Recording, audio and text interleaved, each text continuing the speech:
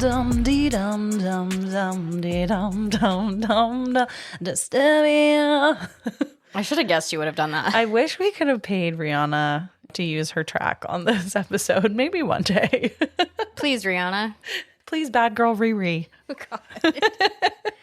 Hello, everyone. Thank you for tuning into another episode of Spooky Chicks and Horror Flicks. We are two best friends obsessed with all things horror, and we are here to dissect, chat, laugh, and maybe scream a little bit along the way. I am Emma, and right beside me is my fellow fright fanatic, Allison. Allison. Allie. Ali Baba. Hello. Hi, Ali. What have you been up to, my girl? A lot and nothing at the same time. I feel like, love that. yeah, summer's kind of winding down, even though it's balls ass hot just now. It's so hot. But spooky season is in my heart and on my mind. So gearing up, because while we're recording this, it's August, but basically it's fall already. Yeah, sticky but spooky is what I say. Sticky but spooky. I'm ready to decorate. There's a Spirit Halloween that just opened up near my house, fucking finally.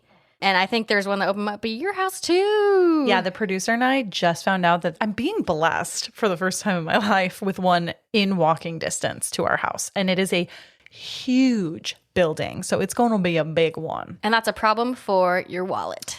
I've been prepping for this all year. Good. I set a specific budget. Fantastic. Well, I know that's happening. What else is happening with you? Oh my God. Well, the producer and I just watched Weapons and Together last week. They were both really good. You can actually find our review of that on Letterboxd if anybody is interested. But also, we got a big weekend coming up. Yeah, and I think by the time this episode goes live, it'll already have passed. But we are so fucking excited for Midsummer Scream. You guys, it is amazing. It is actually the first convention that Ali and I and the producer ever attended, and we fell in love immediately. It's arguably one of the biggest, I think, that we go to each year. And we just get to like visit and hang out and make friends with so many amazing people that are in this horror and spooky community. And I am looking forward to it so much. Yeah, I'm equally excited. It's going to be a big one. By the time you're listening to this, we will have already been. So hello from the past. Hello from the past. Oh, I love that. Yes. But speaking of the future, let's get to what we're watching today. Yeah, Allison, what film are we reviewing in case people don't know by my wonderful singing in the beginning? I honestly should have guessed you would have been singing at the top of this podcast. Whoops. Today we're reviewing 2007's Disturbia. Oh, girl. And literally all I can think of when I see this movie title is that song, Disturbia by Rihanna, so thank you. But other than that, had you seen this before? Like, what are your overall thoughts? I have seen this before so many times, and I think I saw it when it came out, and I have watched it. I probably watch it at least on a yearly basis since. I don't know why. Don't ask me why. I have no idea. I think there's just something about the setting of it that I really enjoy, and we'll get into it a little bit more once we dive into like the meat and potatoes of the podcast, but there's just something about it that really like fucking draws me in. I don't know. How do you see? You've seen it. Duh. I mean, yeah. I think this came out. This was like a core like teenage memory for us, I feel like. Yeah, this came out when we were in high school, so it's definitely, and it was like the huge Shia LaBeouf era. Oh my God. I was just saying that to the producer when we were watching this like the other night. I was like, this was in the Shia LaBeouf era because Transformers came out the same year. Mm-hmm. Crazy. Yeah. And so I think what draws us into this movie, you very much more so, was the nostalgia. Oh, yeah. Like Good Times High School, we were like around the same age that these kids were portraying. So I think just the nostalgia factor. But I don't remember being scared. I just remember being in the theater probably really nervous about trying to hold my high school boyfriend's hand.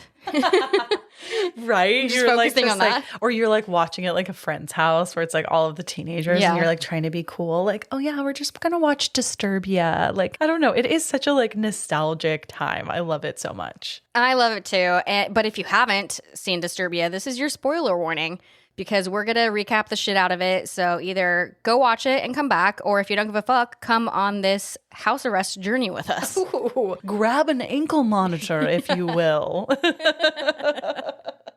So this film is about a bored teenager who is under house arrest, and he starts spying on his neighbors and discovers that one of them may be a serial killer. And a fun fact about this film and the name of this film is that the title Disturbia is a little bit of a play on words, mixing disturb and suburbia, which is kind of fun. I have something embarrassing to say. Is I was like, why the fuck did they call this Disturbia?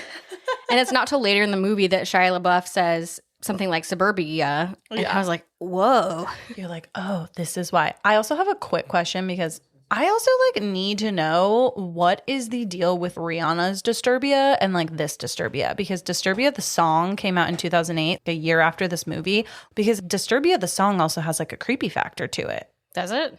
Dum dum dee dum dum dum dee dum dum. The music video is also very creepy. We can watch it later. No, I'm good. Oh. Thank you, though. All right. Well, this film was released on April 13th, 2007. It grossed $118 million against a budget of $20 million, and it received very generally positive reviews from critics. All in all, a win, and definitely a win for Mr. Shia LaBeouf. Emma, did it win any, Oscars, Golden Globes? No. But did it win a Teen Choice Award for Best Horror/Thriller? Fuck yeah, it did. Of course it did. What a time. What a time to be alive. Nostalgia, baby. This was like prime time Teen Choice Awards. Like, I wish I was there. This film also got a 6.8 out of 10 on IMDb, so like pretty high. What do you got for me for Rotten Tomatoes, my girl? The tomato meter says 69%. Hey. Sorry, we are teenage boys. Yes, we are. Popcorn meter is 77. I, being the harsh bitch I am, would give this movie probably like a 59, which isn't bad. A 59, which isn't bad. Yeah. And speaking That's of... technically an F if we were in grade school. We got to look at percentages for grades better because like they're basically asking you to fail. 100%. Oh. But I'm jumped. The original story creator, Christopher Landon, he heard an NPR show discussing Martha Stewart being on house arrest, and he started thinking what he would do in a similar situation. And he then made the protagonist a teenager dealing with his father's death to reflect his own life experiences, which I thought was kind of cool. Absolutely. And I totally forgot that Martha Stewart was on house arrest. So. I know. What a queen. And look at her now, just smoking. I'm sorry, I love her so much. I literally, we have a liquid death candle of her hand, apparently, in our office. What? Yeah. Okay. I'll have to show it to you later. Now she's just smoking with Snoop. I love them so much. I'm sorry, I could record an entire podcast about how much I ship their relationship. I ship them. You ship their relationship. Ship their ship. Shit. But not only did Martha Stewart influence, this storytelling journey, this film is heavily influenced by Hitchcock's Rear Window. And when I say Hitchcock, Alfred Hitchcock. To you, sir. To you, sir. And Disturbia is essentially a more modern and fast-paced take on Hitchcock's film. Somebody actually called it like a horror film that's masquerading as a psychological thriller. Ooh, I agree with that. I would too, but would we call this a true horror film? I think that's up to interpretation. But both films focus very heavily on voyeurism and what can happen when faced with intense isolation. Fun fact, voyeurism is illegal. I looked it up. Oh, shit. Yeah. Really? Yeah. Oh, my God. But how are you going to know if... Yeah. I was like, whoa. Back to your question on if this really is considered like a horror film. Okay, I think it is, only because when you put yourself into the perspective of this could be you, and like, I forget where I wrote it. I have it in my notes somewhere, but there's like a tagline for this film, and it's every serial killer is someone's neighbor. Which is true. Even right now, like we're recording this right now in mine and the producer's home, and we don't know who we're necessarily living next door to. And I think that has a horrific feel because it's so real to like someone's everyday. Yeah. And that is a very true tagline because that be life. You might live next to a serial killer. Mm-hmm. So we talked a lot about just like the conception of this film, who was involved in like creating it. Now let's get into the disturbing world. Oh, I love that. Yes. The disturbing world of this film. Cheers to episode 54, my gal. Holy shit, 54. Cheers. Introduced on a fishing trip with his dad, teen Kale, played by Shia LaBeouf. Wait, what the fuck kind of name is Kale, by the way? This came out before Kale was like popular as a food. Even when this came out, I was like, What the fuck? Why would someone name their son after a lettuce family member? What, like, I'm going to name my baby Arugula? I could see that for you. I could could actually have some see- in the fridge. I could see that for me too, actually. Kale and his dad, they are enjoying some lighthearted banter, and they're in a beautiful creek river area. Yeah. Secluded someplace like in nature. I don't They're- think they ever say exactly where they are. They don't say where they are anywhere in this film, but I tried to figure it out. But it's like beautiful anywhere, but it's actually in a place that I've been. It's in Mono County in California. In California. Oh, cute. Beautiful. I love that. But gorgeous streams, mountains. Just speaking of Kale and Shia LaBeouf again, real fast. So not arugula, kale. Arugula is my child. Okay, got it. Yes, Kale. Like we mentioned, this was a big time for Shia LaBeouf, and Steven Spielberg was actually an EP, an executive producer on this film. He had Shia LaBeouf arranged to be on the shortlist to cast as Kale because he was so impressed by Shia's work in the astounding movie Holes. Hell yeah. And you know what I have to say to that? ARMPI to the T. What is that? You smelling dog? That's me. I don't take showers and I don't brush my teeth. Should we watch Holes after this? Yes. Cool. Let's do that right now. Amazing. So, okay, getting back into the film, we're with the father and son having this great moment. They crack open some beautiful, crispy glass Coca-Colas. This could 100% be a Coca-Cola commercial. Literally, Coke should have came to them and been like, can we steal this little clip? Can we just have a clip? Yeah. Yeah. The product placement in this movie is fucking everywhere. I tell you. Absolutely. They're so cute, and they have this really cute like father-son relationship, and it immediately from the get-go just pulls at your heartstrings. And his dad even at one point like thanks him for going on the trip with him. He's like, hey, I really appreciate this. Like, I know this is probably the last thing you want to do is like hang out with your dad on a fishing trip. And it's like so sweet. It really it sets the foundation that they're close. You know, they want to spend time together and enjoy each other's outdoor time. Yeah.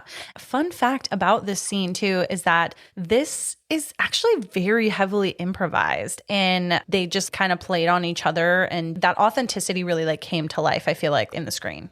Yeah, and if you YouTube just kind of bloopers or behind the scenes, you can see some of those improvised moments that so cute. Are different takes on their dynamic together. Yeah. Super cute. So they're having a great time, and on the way home, they call up Mom, who is Carrie Ann Moss. Okay. Fucking Trinity. I was just going to say fucking Trinity.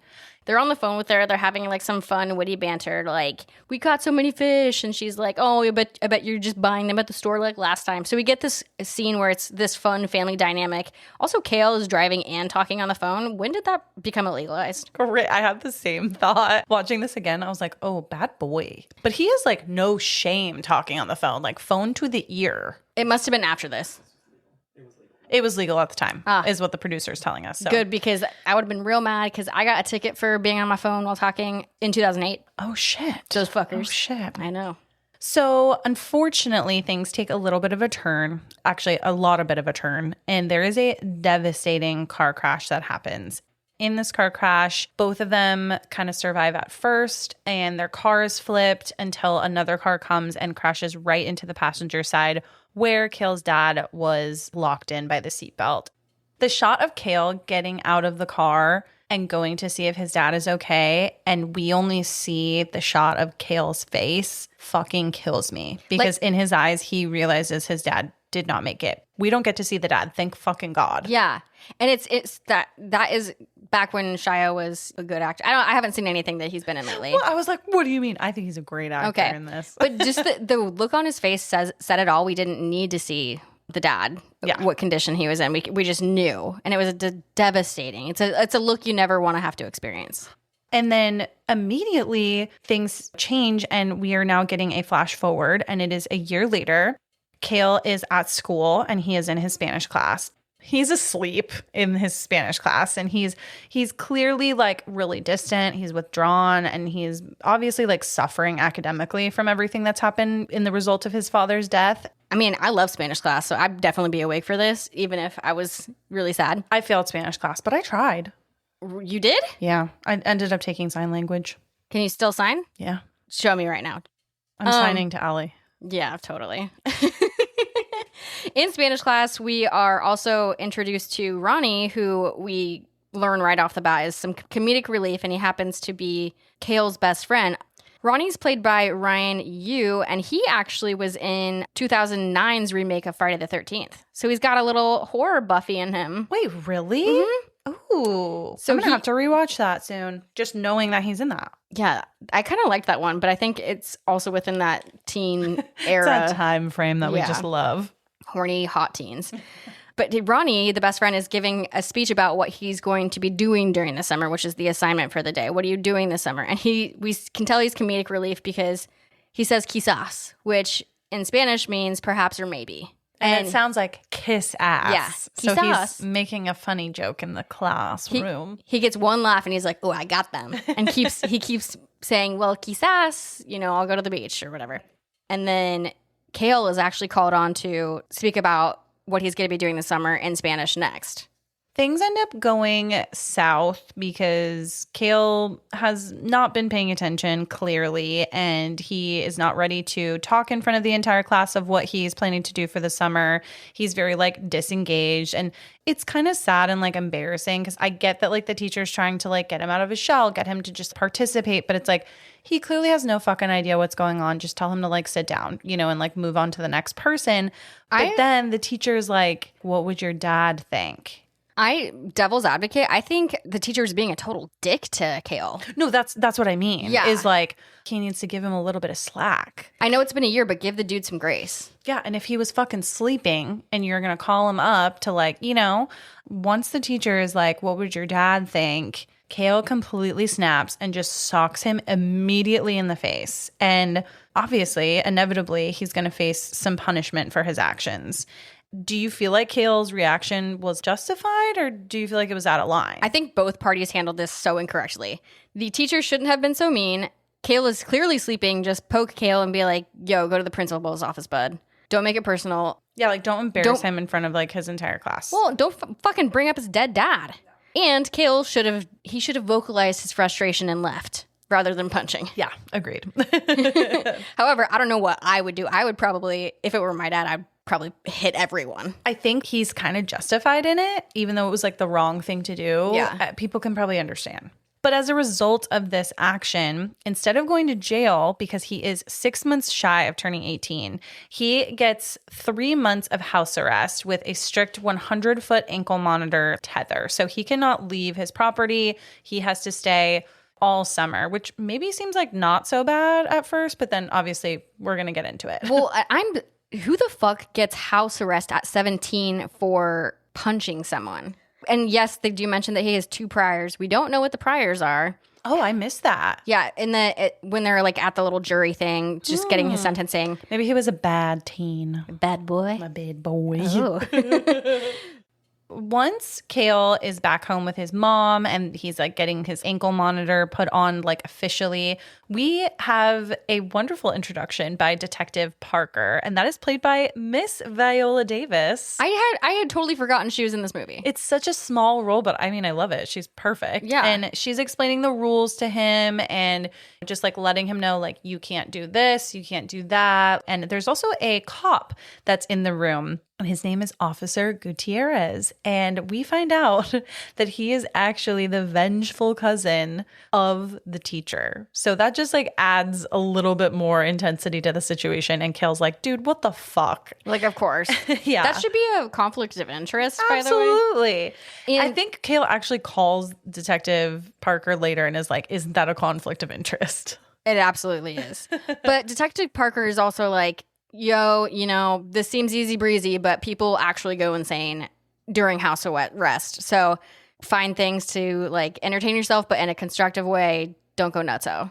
Fun fact, to prepare for this role, Shia locked himself in his own home for as long as he could take, and he also interviewed a lot of folks who had been on house arrest before. What would you do if you were put on house arrest for 3 fucking months? And it's your summer. Keep that in mind. I think I would just try to have as many things as I possibly could to keep myself busy. So making sure I have access to movies, maybe making myself lists of things, getting to doing things that are on my to-do list that I can do from home that I've been putting off for forever. That's what I would try to do to keep myself sane. But there's also a part of me that would probably be busting open fucking bottles of wine every day and just drinking my sorrows. What about you? I was thinking about this too. And then I was like, wait, what the fuck? We've been on house arrest. It's called COVID. It was called COVID. Yeah. And what did I do during COVID? I did not do anything productive.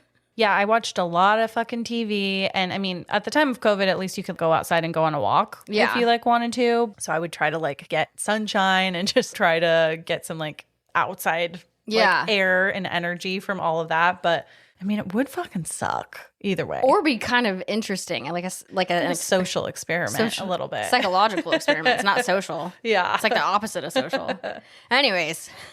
Okay, I have a couple questions for you. So going back to like the very beginning with the car crash, like do you feel like that was too abrupt, or do you feel like it was kind of like the perfect setup for like how we knew that this movie was going to move forward? I mean, I don't think it was a perfect setup because I hate that his dad died. But I thought it's let's hit the ground running and get this movie going.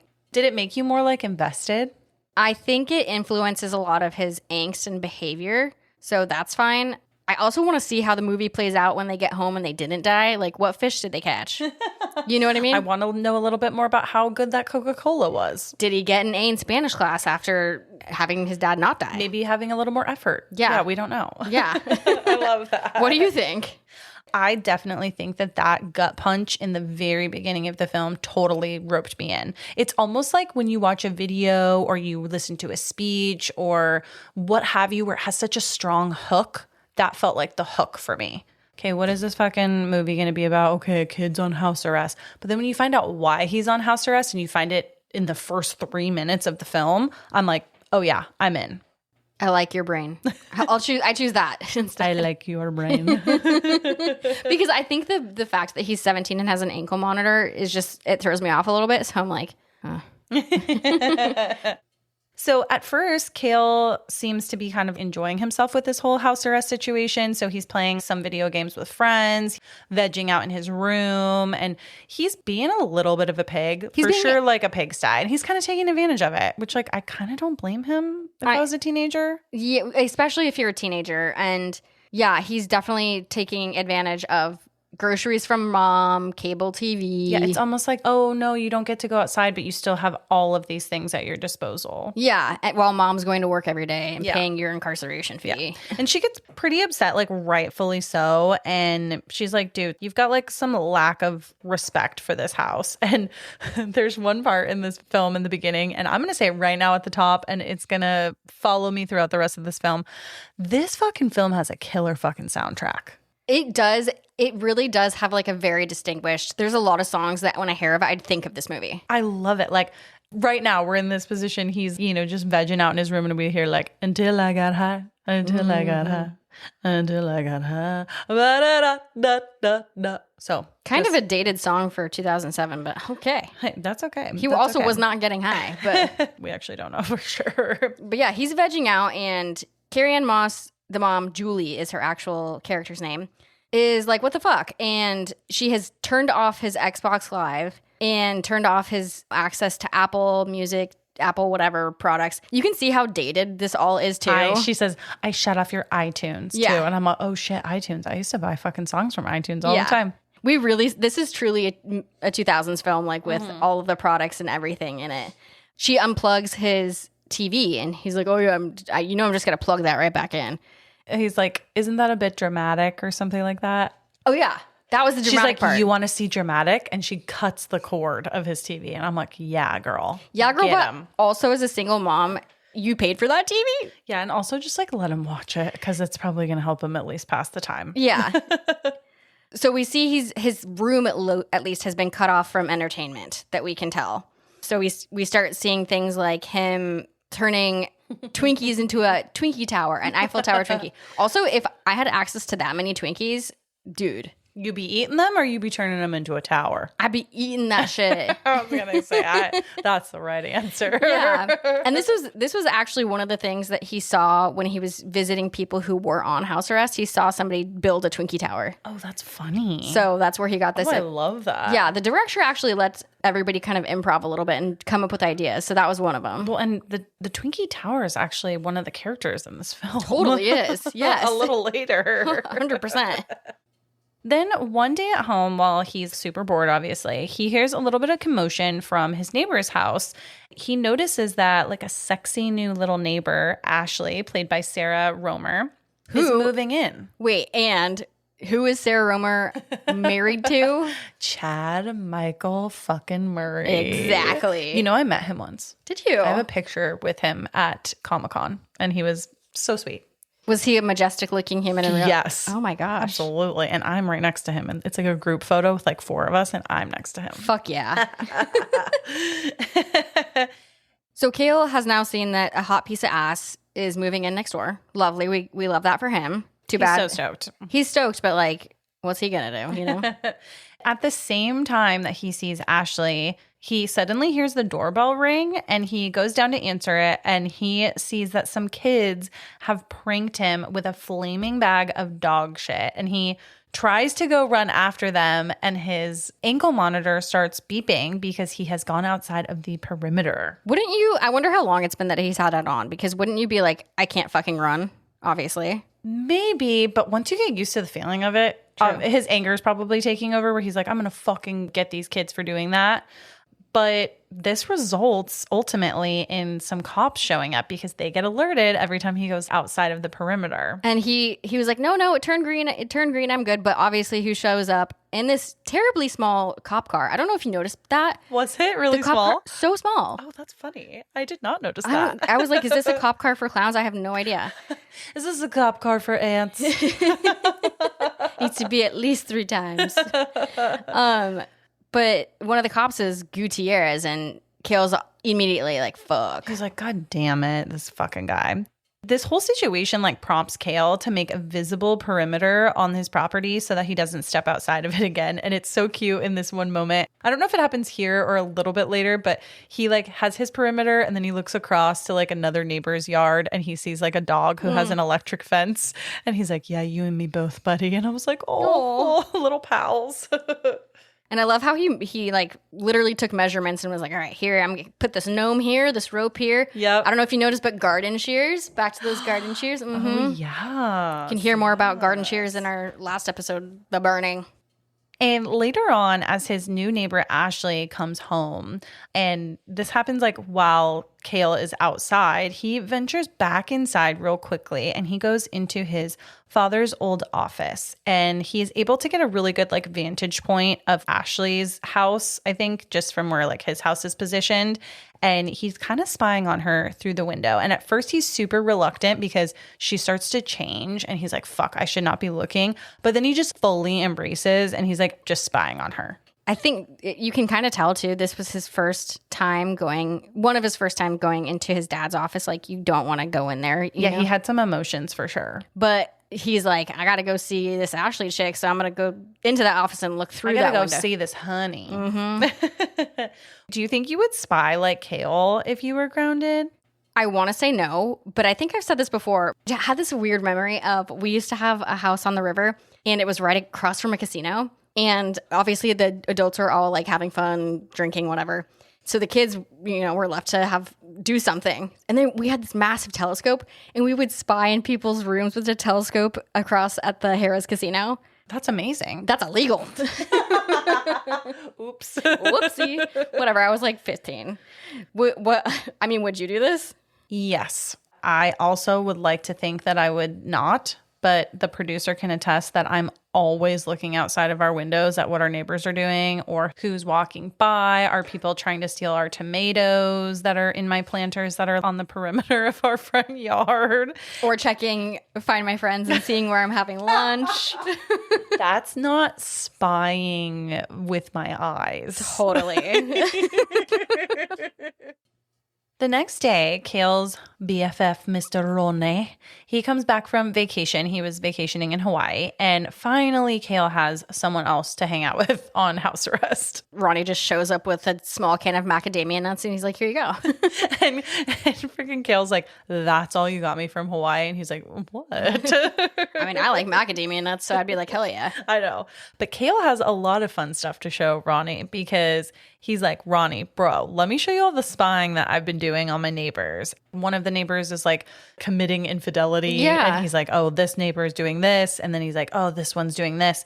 And then Ashley and Mr. Turner are included in this mix. And Mr. Turner is introduced, and he's played by David Morse. And fun fact about this is that during filming, David Morse did not speak to Shia LaBeouf or any of the other teens.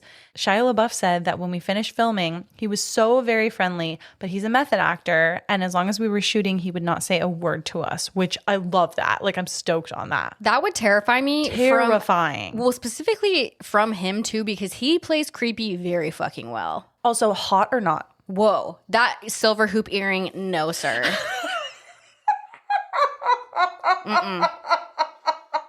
Please tell me you saw that. Allison, are you in my notes right now? Because I swear to fucking God, go down. I believe you. Go down. I say, I don't love the earring. No.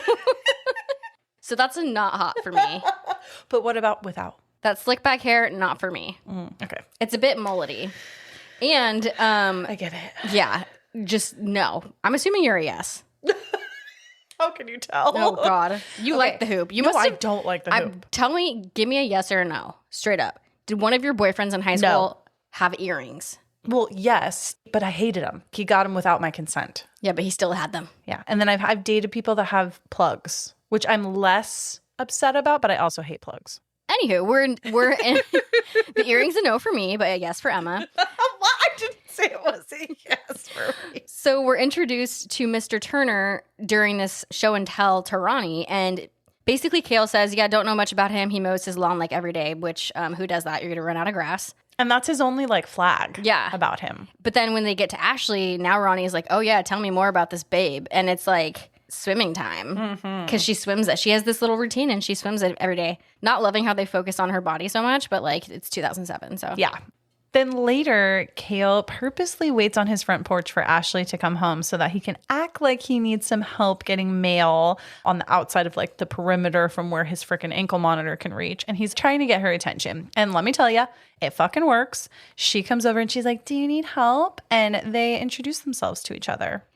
Then later that night while watching TV, Kale notices a developing news story involving a dented Mustang. And he's kind of paying attention, but not, but he definitely like kind of clocks it. And then a little later, as he's getting ready for bed, he sees Mr. Turner come home in a dented classic Mustang. What do you fucking know? What do you fucking know? Just like the one in this like local serial killer case that he was seeing on the news earlier. The next morning, conveniently enough, Kale sees a missing woman case in a newspaper, and he's getting a little bit more suspicious of Mr. Turner, obviously because he just saw that fucking 60s Mustang last night. And I think like this point in the film is where it kind of takes a turn where he's like, okay, I'm going to like look into my neighbor, Mr. Turner, a little bit more. So he kind of like recruits Ronnie to help, and he like fills him in on his thoughts on the case. I don't think Ronnie's like fully convinced, but Ronnie's like, whatever, fuck it. I'll help you do this like amateur research that you're doing. Yeah. And I think it's like, this is where we can also see Kale as Ronnie. I'd be like, oh my God, you're going insane.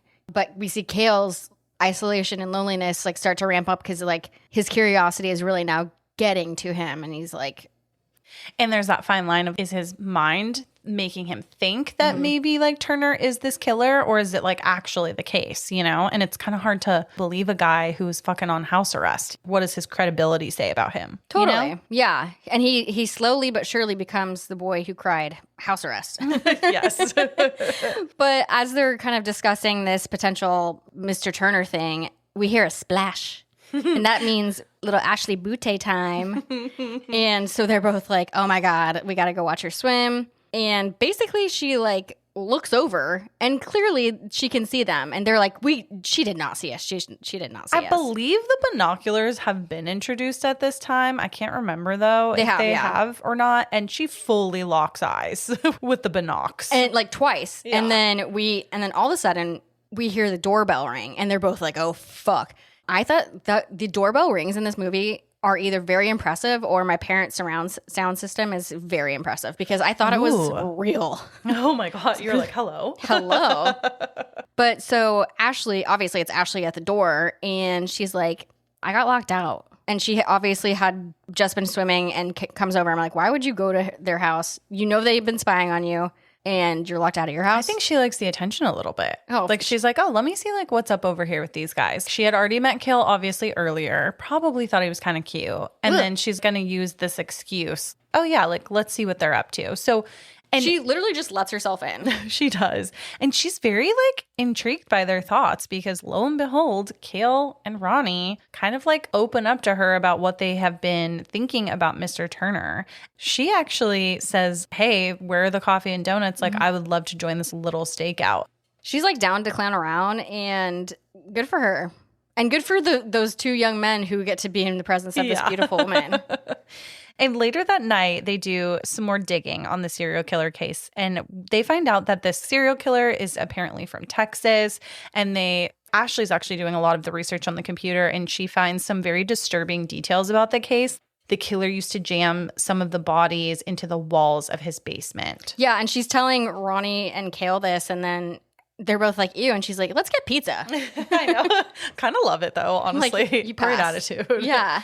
And as they're having this little stakeout, Mr. Turner, he eventually comes home, and he comes home in like a green VW Bug, and he has a date that comes home with him. And it's very like interesting because they're kind of like watching it all unfold. And Kale and Ashley are spying pretty intricately through the window. She also calls her, like, we see that this is Club Girl. So like, oh yeah, they call her Club Girl. Yeah, because she has all these club bracelets. I'm not sure how Ashley knows which bracelet belongs to which club already. She just moved here. I think that shows because she said she's from the city. Yeah. So I think it shows like she was like a party girl in the city. Yeah. Because I think he does ask her, Kale's like, wait, how do you know all of these different like wristbands are for like which club? And he's like, you must have had a really good fake ID. She says, I didn't need one. Exactly. So she's a little party girl. Oh, go her. And while Mr. Turner is inside with his date, the date's like kind of dancing. Things seem innocent and like just flirty in the moment. And then all of a sudden there's like some mysterious handling of a knife where they think something's about to happen really bad, but then Mr. Turner just ends up cutting a tag off of the club girl's dress. So it's just kind of like weird. Ashley and Ronnie leave for the night, and Kale goes on with his voyeuristic behavior, spying. He looks at the kids watching porn, and then he hears a little bit of scuffling, and he goes and takes he has a camcorder, and he starts to go over to see what's going on at Mr. Turner's house. And that's when we see his date, the club girl, screaming and running around the house. And it looks like there's a scuffle. So obviously very sus.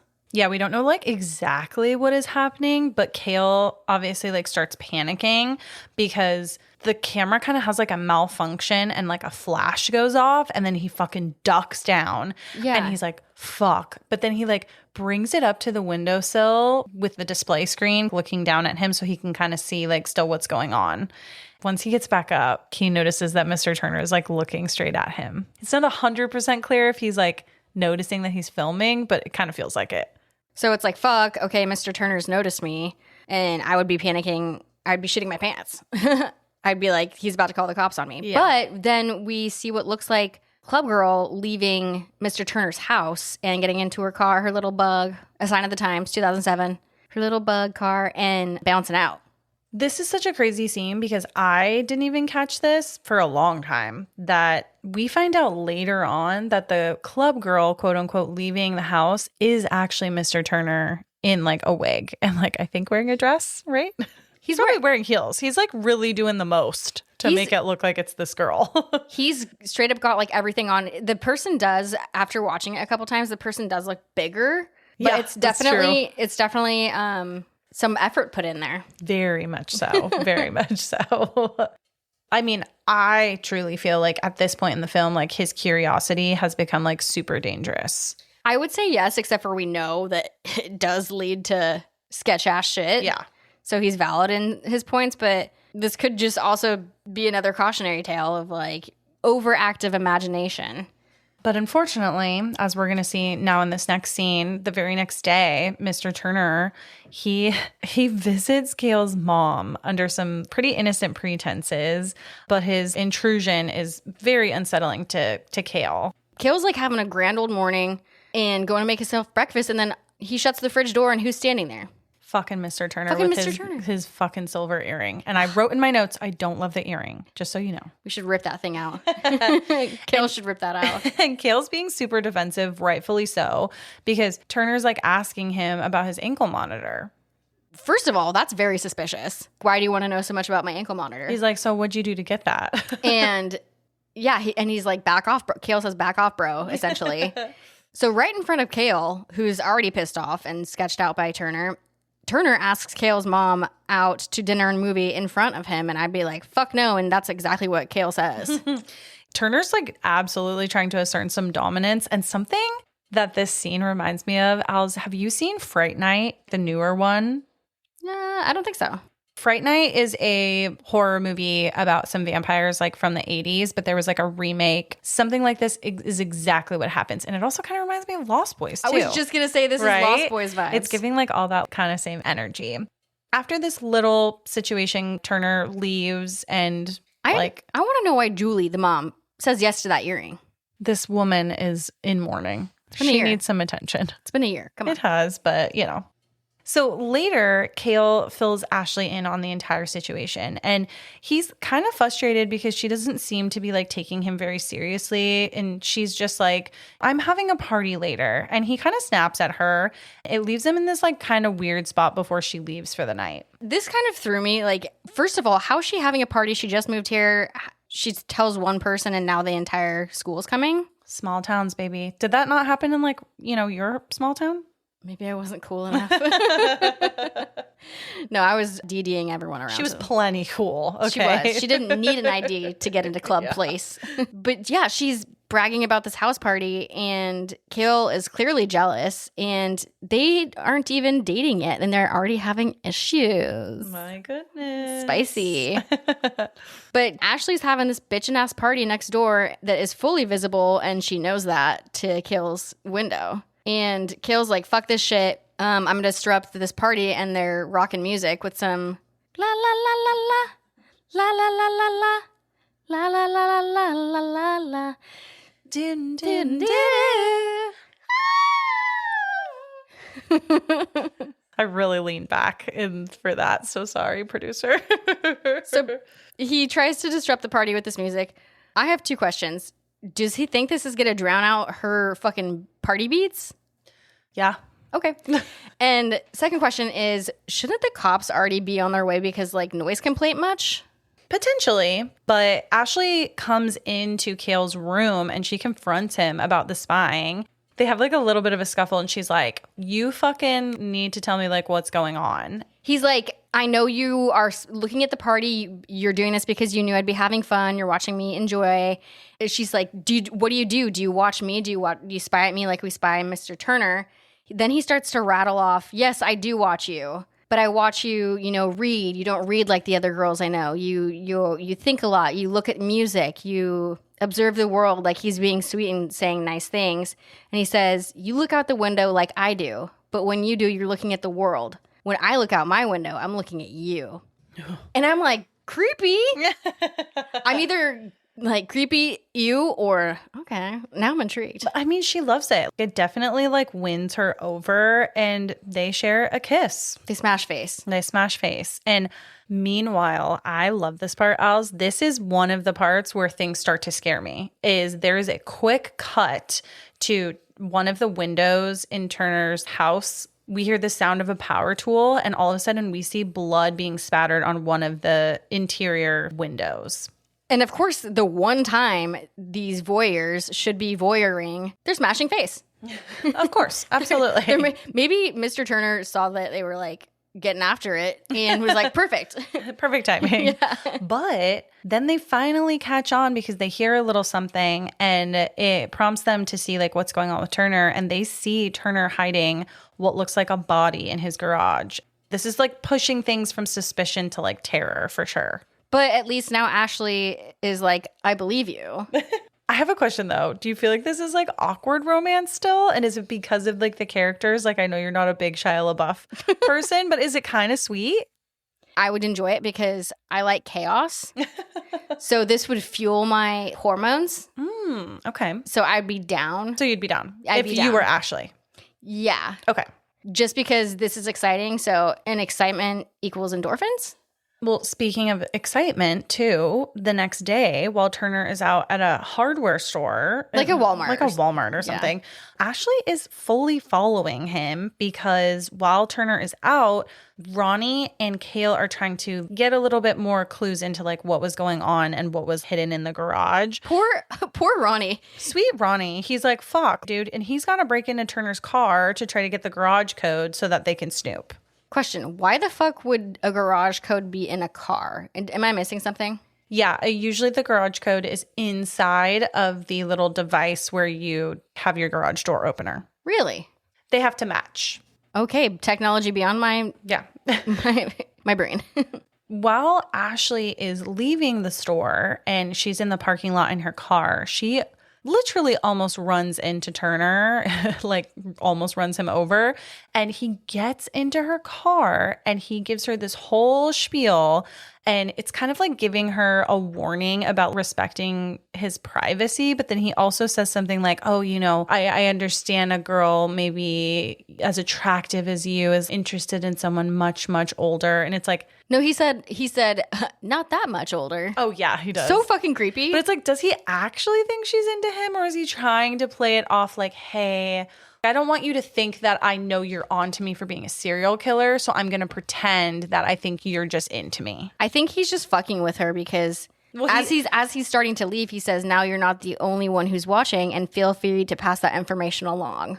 Yeah, so that really tells you. But also, he literally gets into her car without consent, takes the keys out of her car, takes her phone. Excuse me, Ashley, your first stop should be going to the police. The thing that's weird, too, when she gets back to Kale's, they all talk about what happened, and Ashley like kind of agrees that they're like crossing the line with Turner, and it's like, no, like what he just did to you was wildly inappropriate. She legit says he did nothing wrong. She says, this is not a cute game anymore. And it's like, no, of course it's not a cute game anymore, which is why you need to take seriously how he acted with you in the parking lot. Very scary.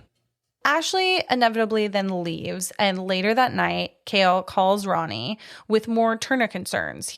This is such a crazy scene because he's looking at blueprints, which how the fuck do you have access to blueprints? I was going to say, like, he has the new blueprint because of a remodel. How did he get access to new and old blueprints? Yeah. He's like, Ronnie, I can see that his garage wasn't originally attached to his house, and now there's like a middle piece connecting them. Like, why is that happening? But Kale is spiraling because this is a voicemail. He's like, Ronnie, you're not picking up your phone, but like, I need to talk to you. Please pick up, bro. And he's giving him all this information via voicemail. Also, who listens to voicemails? Don't do that. Text him. But he starts to go into full spy mode and MacGyvers the fuck out of his camcorder and turns it into like a camcorder that can stream like to his surveillance. Stream to his computer. And then Ronnie all of a sudden shows up and he's freaking out because he actually left his phone in Turner's car, which explains why he was not picking up while Kale was spiraling looking at blueprints. So things take a pretty dangerous turn because at first it was like, oh, let's just get the garage code so that we can look. But now it's like, oh, there is a little bit of a urgency to the matter because they cannot let Turner find out that Ronnie's phone was in the car. And so Ronnie ends up breaking into Turner's garage, and the first thing he says, literally, and he takes the little camcorder with him so that there's like a live feed for Kale to see what he sees, and then they're also talking like via walkie-talkie. He's like, oh man, it stinks in here. This would do numbers on TikTok Live. This would do really well. And before leaving the garage, Ronnie tries to find the body bag that they saw earlier, and he finds it. While investigating it, the garage door starts to fully close on Ronnie and things go like majorly south, and Ronnie has to like go inside Turner's house in order to try to get out. Yeah, and Ronnie's clearly and rightfully so panicking, and he's like not being quiet anymore. He's still got the camcorder like shooting his shot with that 2007 technology. Running through the house and screaming. He's no longer playing it cool. And I think in this moment, too, it's actually not clear if Turner is actually home because I feel like Turner would have fucking known 100% if Ronnie was screaming through the house. Yeah, and obviously as a concerned friend, which is good, like it'd be fucked up if he didn't do this, Kale runs out over to Mr. Turner's to try and be like, fuck that, I need to go get my best friend. And what does that do? It sets off his fucking ankle monitor. Yep. And it's another like false alarm because the police arrive and freaking Kale is like, dude, no, please believe me. He's like, he has a body in his garage and my friend is in there, like, please. And so Mr. Turner then actually comes out. He's like in his PJs in a robe, acting like everything is all hunky dory. And he's like, sure, you want to go look? And they find a dead deer in the bag. So not a human. This is like kind of the second time-ish that Kale has cried wolf, quote unquote, and brought the cops to his house because of his ankle monitor triggering it. So he's being dismissed again by the cops, by, well, Turner, obviously, and his mom. Ronnie's phone are still missing. But we're back at the house with Julie, Kale's mom, and she obviously doesn't believe him about Mr. Turner. She's like, well, great. Now I have to go apologize to Mr. Turner. She's like scared that he's going to press charges. Yeah. Like, rightfully so. I would understand that as a mom. Yeah, but like, bitch, no, you don't have to go say sorry. Call him and say, I apologize for my son's behavior. Yeah, because she does end up going over there to talk with him. In the same exact moment, we find out that Ronnie was actually able to like escape Turner's house, and it's kind of funny, he sends Kale like a message from his phone, like, look in your closet or something like that, or look at the camera or something, and there's like a shot of Ronnie next to the Twinkie Tower, but Kale doesn't notice it right away, and then he finds out that fucking Ronnie was fucking with him, but he made it out safely.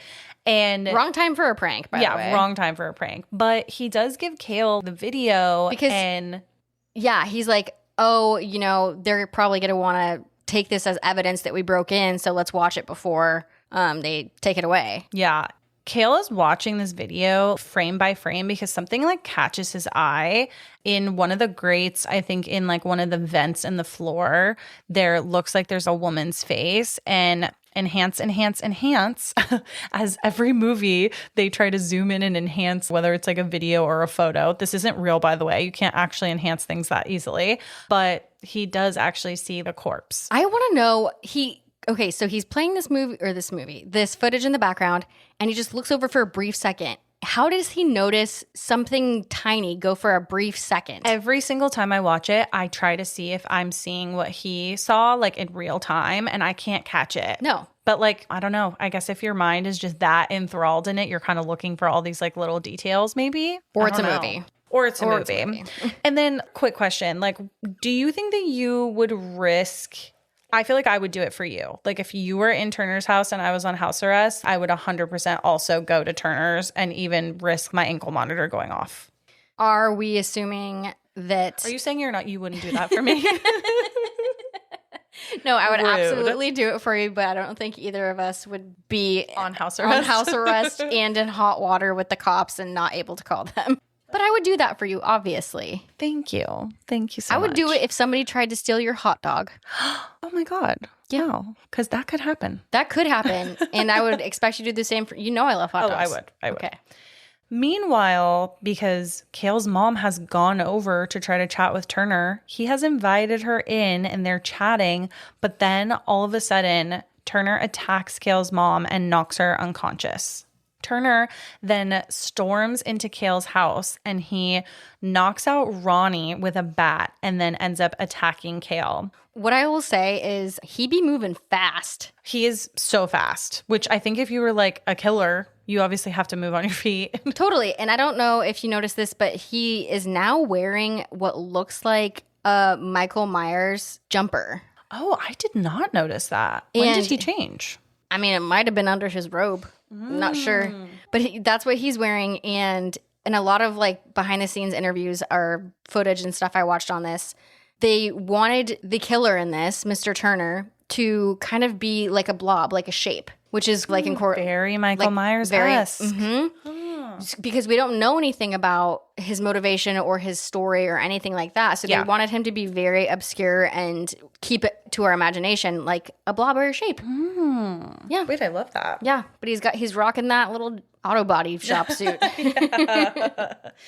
This is something I think that happens in a lot of horror films, is like when a serial killer is about to be caught and they're trying to like frame the person that is about to catch them or is onto them. It's like they try to like flip it onto that person. So Turner is reviewing the footage that Kale has and he like deletes it. He plans to frame Kale for like a murder suicide. And he says, "You are the troubled neighborhood boy who cried wolf."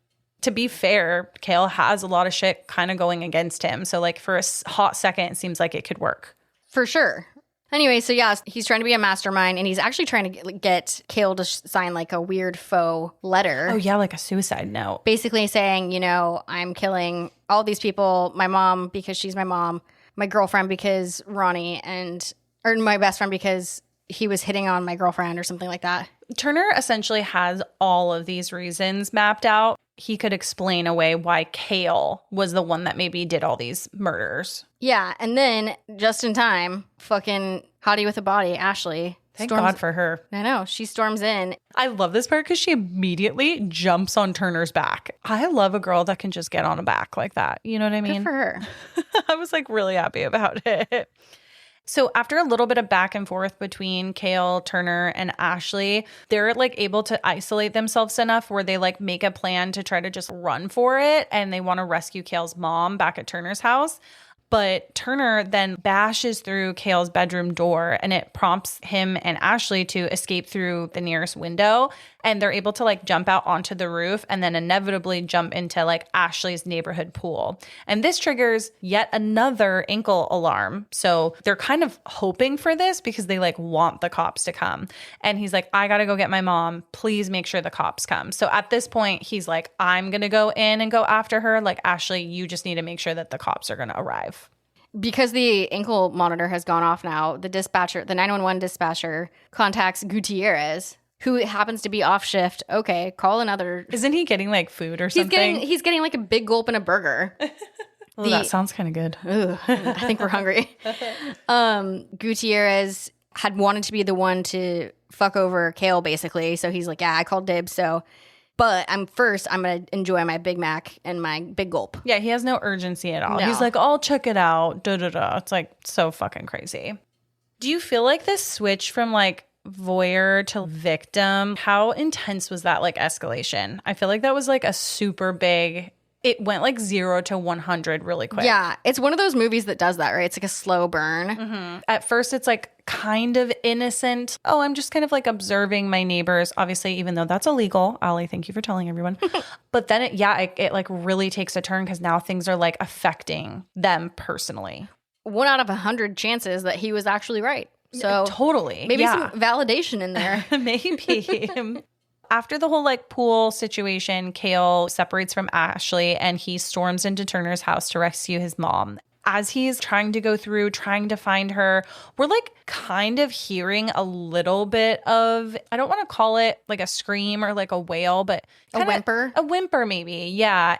As he's like exploring, he finds like a horrifying stash of bodies and he finds some rooms with killing tools and like freezers filled with ice. It's some Dexter ass shit. Initially, he tries to go into the vent where he saw the dead body. Obviously, he's not squeezing through that, but then he finds conveniently very quickly a fucking trapdoor that leads to all these, death rooms. Yeah. We have like a Dexter room and then we have kind of like a nostalgia room that has trophies from all of his other victims. But in one of the rooms, we see a wig, like a red wig that Turner had used to disguise himself as Club Girl too. It's so quick. I've missed it a couple of times. You see it and you're like, oh my God, this makes so much fucking sense.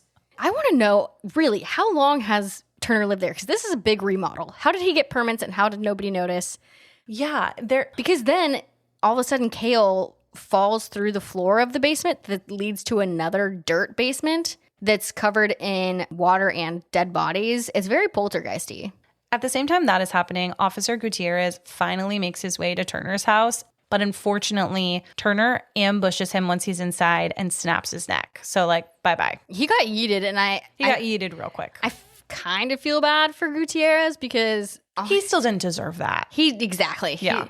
I mean, at least he got to enjoy his burger. His burger and his drink. last meal. Kale then finds his mom tied up with duct tape around her mouth. He thinks that he is rescuing her, but Turner quickly ambushes him and they get into a fight. Again, with all of this infrastructure underneath his house, how did he have time to rig up his mom like 3 layers under his house? And this man is so calculated. Like, we just don't know how he did all of these things. Calculated or efficient? Both. Okay. The good news is that during this altercation with Cale and Turner, Cale quickly turns the tables and he grabs the gardening shears. Wow, check that out. Another gardening shears film. And he impales Turner and then pushes him into the water with the dead bodies. And what I will say is, because I hadn't seen this in a while, I was like, okay, well, he's obviously not dead. No, he's dead. He dead. It's not one of those movies where it's like okay, wait till we actually kill him. Did you like that he was dead, or did you kind of wish that he wasn't? I mean, I think that this movie was long enough for me, so I'm cool with it.